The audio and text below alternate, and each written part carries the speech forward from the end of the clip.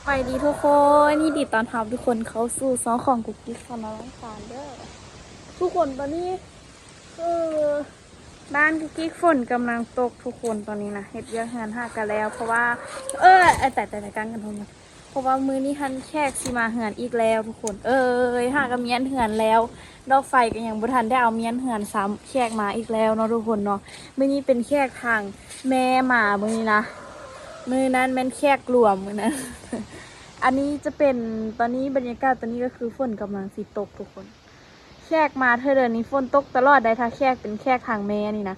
อันคือแม่ป้าจันคือการแขกทางไอ้อู้กับฝนตกตลอดทุกคน อันนี้ฝนกำลังมาฝนมันตกหน่อยๆฝนมาแล้วงวนเรื่องแล้วเบิ่งดอกอันนี้มันร่นมือเสานี่งามมือเสานี่มันดอกสีเหลืองเต็มต้นอันนี้เลยแต่ว่าตอนนี้มันร่นเลือดไปซ้ำดอกหักยาอีเมลนี่ฝนกำลังมาแหงเลยมือนี้แล้วสิซักเครื่องนั่นเหียนมาสำเร็จจะอักสิไปตากอยู่ใส่ทาซักอะไรมือนี้เพิ่นมีเมนูย่างมาเบิ่งเด้อ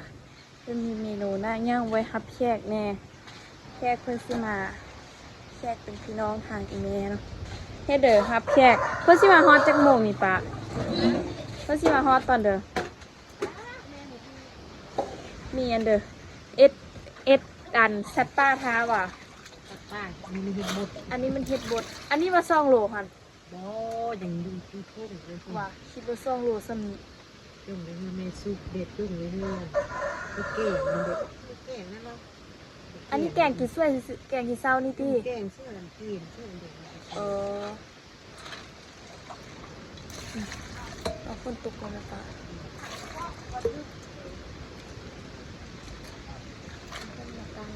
อยากมาพูดไม่ได้ปลาด้วยค่ะ ปีเฮ็ดอันจุ่นมากอันมันอ้อนเลยวันนี้ดูบอกว่าเฮ็ดอันนี้เดี๋ยวว่าอันอ้อนแล้วว่าเบอร์มันกล้วยหมด ไปใส่มาเนี่ยตัว ฮะ ไปใส่มา มาจะด่าว่า ปาเทนาบานฮะ หนาวเลย จะนาน พญานาคใช่ไหม โอ้ไอ้แง่เลยพอดีไอ้ต้อยฮอดพอดีไอ้ต้อยเป็นสภาพนี้ ตั้งหนาวบ่ได้ตกแหงเลย ว่า ตกค่อยๆหนึ่ง เฮ็ดนี่ก็มีอ่ะพี่ มาฮอดแป๊บหนึงเลยแบบแห้งเอาแห้ง มันห้ากระแข่งเมื่อกี้นี่นะ ว่ะ นี่ อันนี้เมื่อกี้แกงใส่มะบวบน้อยเลยมะบวบน้อยอันนี้ดาวอีกเลยบ่แม่น ทานเลย บ้านคือไปชมเพชรทะเล อยู่ไหนบ่ งานกับยาเป็นหมด อันนี้แม่นของกินมื้อเช้าอันนี้นะบ่มีหยังลาบของกินมื้อเช้าเฮ็ดลาบกินแม่นบ่เฮ็ดลาบกับอันเด้อ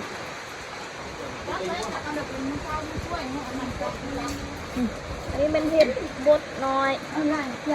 ร่อยทุกคนอันนี้จะเป็นภาพทางในอันนี้จะเป็นสังฆทานหรือว่าสังฆทานเนาะมีอยู่3 อันแล้วอันนี้จะเป็นต้นเป็นกันทุกคนจะมีซื้อข้องพอตูแม่ตูแดใส่เนาะประตูประตูแม่ตูกุกกิกพอขวดแม่ทวดเนี่ยครอบครัวนางรัศมีพร้อมด้วยครอบครัวได้เห็ดต้น1 ต้นพาข้าวทิพย์1 พาสังฆทาน 1 อันอุทิศหาโพเป็นตูแม่ตูยานางอ่อนขอให้ฮอดให้เพิ่มสาธุนี่ประตูแพงอ่ะตัวใบยูเซนอันนี้อีเมเฮ็ดให้ใครวะเพ้นหาประตูสีขาวอุกอันนี้เฮ็ดให้ประตูอันนี้มันประตูแผงนี่ก็จะเป็นอันประตูทวดคือกันเป็นพวกข้องในตัวนี้เป็นแม่เป็นพ่อข้องในตัวซี่อันนี้เพื่อนซี่เฮ็ดอันนี้จะอุทิศไปหาผู้เสียชีวิตเสื้อผ้านะผมมั้ง เป็นประมาณนี้เลยทุกคน อันนี้ของอีเมลเนาะของอีเมลมีเงินใบ50อยู่เพิ่นไปมาดูกันว่าจะเป็นยังไงมาเบิ่งว่าเพิ่นสิฮอดจังโมงเพิ่นมายามเพราะว่าอันนี้กุ๊กกี้กับบ่เคยเห็นคือกันเห็นยังอีกแล้วโบอันนี้ฝนกำลังตกเลยทุกคนเดี๋ยวกิ๊กไปเฮ็ดเรื่องเฮือนก่อนอย่านาเขี้ยวกันนะ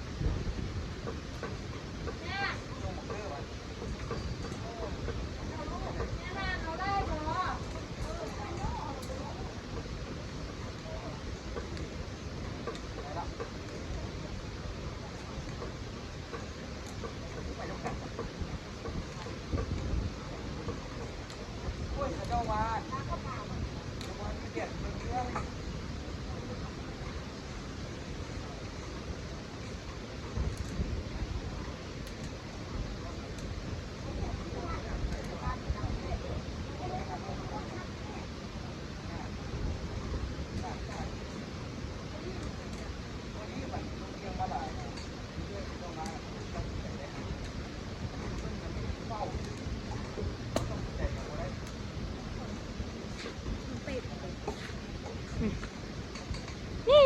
สุดหน่อยยังไม่ได้นอนขัดปะเมื่อมันแบบมันไอ้นั่นนะเก็บมันมือขนาดเก็บไปขายนะสิค่ะแบบเดียวเต็มหม้อเลย อันนี้คือทอดตัวปลาอันนี้ก็คือเอ็ดลาบหมูละมัน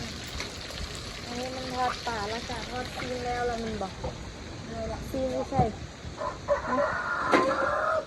ทอดน้อยแค่ทอดซีนปลาตำแจ่วน้อยแกงน้อยล้างถ้วยเอานะว้ายตะเกียบเลยมากินข้าวเช้ากันก่อนเพิ่นสิมาอันนี้ตำแจ่วใส่จักผ่านี่ปะ นี่ค่ะ ใส่ซี่พาอันป้าคือใส่อาหารจาน เอาอันนี้ไปให้พ่อตุดกรรมหนึ่ง คำเดียวหรือ กรรมเดียวเก็บของ อันนี้แม่นมกใส่ผ้าขาวอยู่วันนี้ ข้างล่างนะตำเครื่องเสือนะคะ ทุกคนเมื่อกี้นี่เพื่อนเอาอันนี้มาทุกคนผักกูดงามงามงามแท้งามว่าลุงแม่ คือชื่อพี่โก้เด่น นักใช่ปะเพื่อนมาซ่องโลวะนี่ ก้องลง เก่งใช่ปะเนาะ เลยชุบเนาะ เก่ง แม่เป็นชุบกับลวกก่อนต้มโรด แข้ง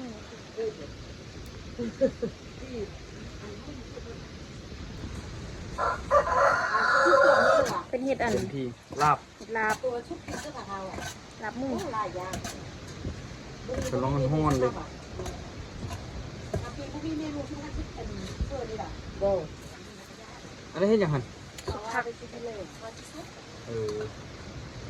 นี่ก็จะยาก ไอ้ตุ้ยมาล่าย่างมือนี้นะ มาเพะอันไหนก่อน มือนี้ไอ้ตุ้ยมาล่าอันเด้อล่าเสื้อว่ะ โอ้โบราณละเหนื่อยละ เนาะ โอ้มีข้าลาคนเดียว ลาเปล่าอะมันมันจะปลาอยู่ในหม้อ ว่าป่าแล้วก็ยิ่งอยากไปดำป่าอยู่นี่ มีไล่ คักคัก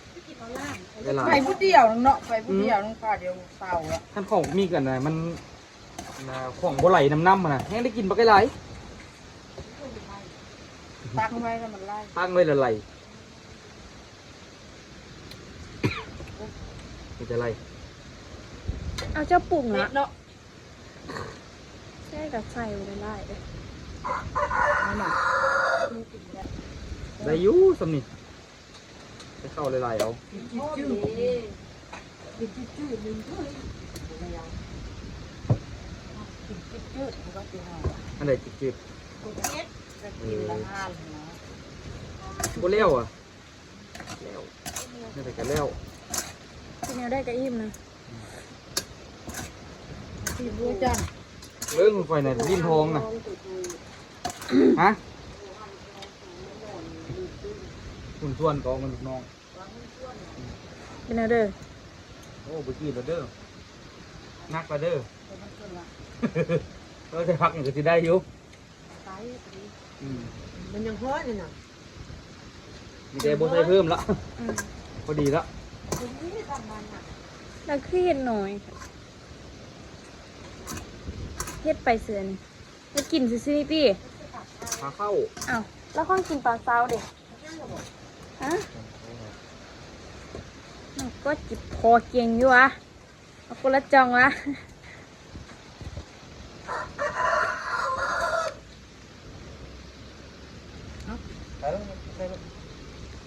อันนี้ไม่เล่นเอาโคโค่เซอร์ สือเลย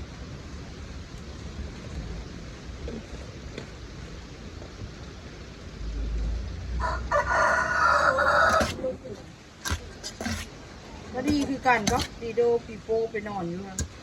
ก็หลับตอน ร ร ถ ถ ตั้งหัวอาหารมันเอาก็เอาหลายใช่ปะคนห้าเปล่า เอาง่ายเลยเนาะอย่ามุ่งเนาะ หมูแล้วหลายตัว ทุกคนเขาเอานมให้เรากินเขาเอานมให้เรากินเขาเอานมให้เรากิน อันนี้แม่นอ่าน กินนมอะไรก็บ่อยาก ดูมาก ข้าวกินข้าวเช้ามีลาบ มีหมุกมี แล้วก็ปากตอนหนึ่งหมดนะ อืม เนาะ แล้วเสียดายเนาะ ตับหรอ นะกินข้าวนำกันทุกคน ไม่พักอยู่แล้ว ทุกคนตัวซื้อมังไม้ขืมไทยเพิ่นใส่พริกมาซื้อมังไม้อันนี้นี่แม่นเท่าไหร่วะไอ้นี่40ไอ้นี่จะ40อันนี้20,000พอดีเป็น100,000เอาซื้อเบิ่งก่อนว่ามาแซ่บบ่สภาพออกตลาดทีเดียวกินเขาแล้วเพื่อนก็ออกมาเลยไปที่ใช้ส่งไปต่อกันน้องซื้อไปซื้อ2ข่าวก็เอาเครื่องให้แม่พอมาตะกุ้งหวานพอไปกัน ตอนนี้กำลังที่ไปวัด ตอนนี้กำลังค้นกันออกไป และก็มีหมาน้อยมานำเป็นวะโอเตอเอ้ยบ่ไป มันเบาแจ๊บบ่โตตัวในรถไหมวะย่างเอาไม่แน่ตอนนี้กำลังไปนี่แน่ตอนนี้แขกยังบ่ทันมาเถอะยังอ้ายเปล่าอีกอ้าย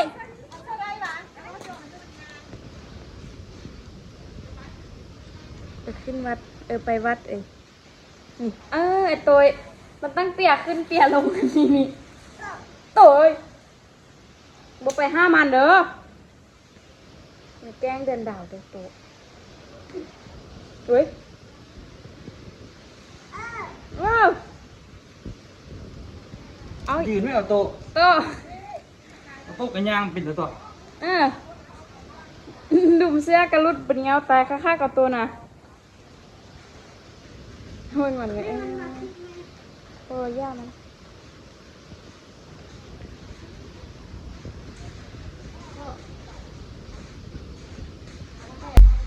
นี่ทุกคน ตอนนี้เขาฮอดวันแล้วฝนกับตกพร้อมนี่ตอนนี้แม่นเพิ่นกำลังเตรียมเครื่องเพลนเนาะทุกคนมีคนถามเขาว่า นุ่งสิ้นนุ่งอันเดียวไปสิเด้อไปสั้นเพนวัดเนาะคนหัวเขาบ่ฮู้เว้าเนาะ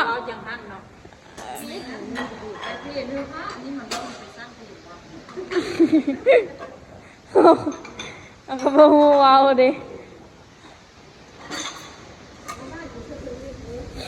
มี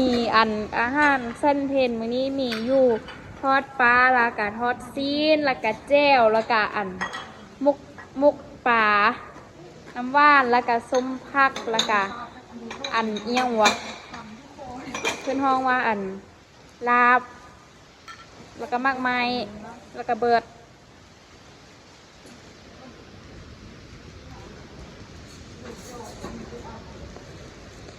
เพื่อนยังบ่ทันมาปะนี้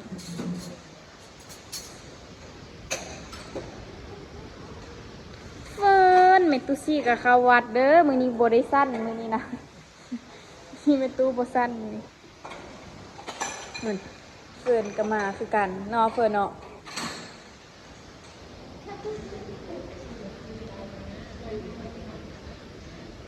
ใส่น้ำหวาน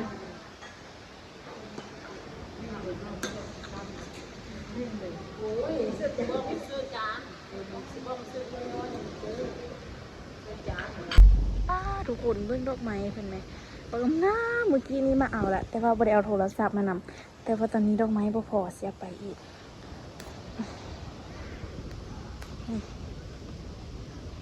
ความงามอย่างขนาดไอ้นี้นะ มันเป็นดอกเก่าข้ออีกเด้ออีก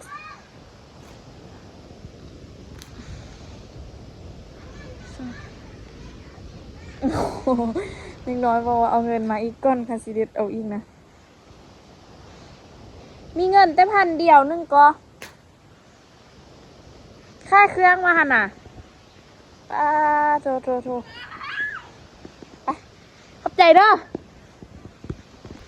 ป้านี่ทุกคนอันนี้ก็คือเครื่องที่เพื่อนเจียมมาถวายอันนี้มัน1,500อันนี้มัน15 บาท 1,500สัมปทาน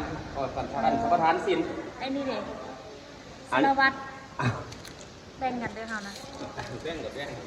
อันนี้เราแม่นนั่นกันกับอันสั่งคาถานและกะ กับผู้อัฐะอันนี้เป็นว่าผู้อัฐะอันนี้ ครูอัฐะ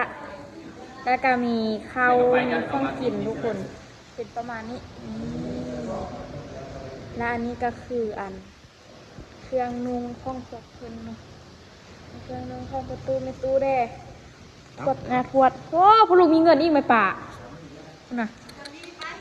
ไปซื้อเครื่องอีกก่อนโตกะมาวันนี้น่ะบ่ฮะโตกะมาอีกละบ่เอามาตลอดใช่บ่มาแล้วก็เมื่อแล้วก็มาแล้วก็เมื่อ บ่ได้หักเนี่ยบ่ได้มือหัก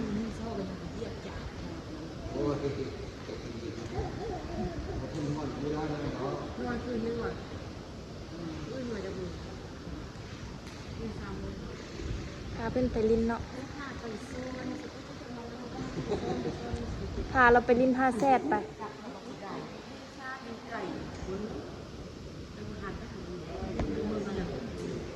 นั่นหรอมาแล้วหนุ่ยเด็กโตเมื่อโตไปตีไปหาตู้ไหลไปหาประตูไป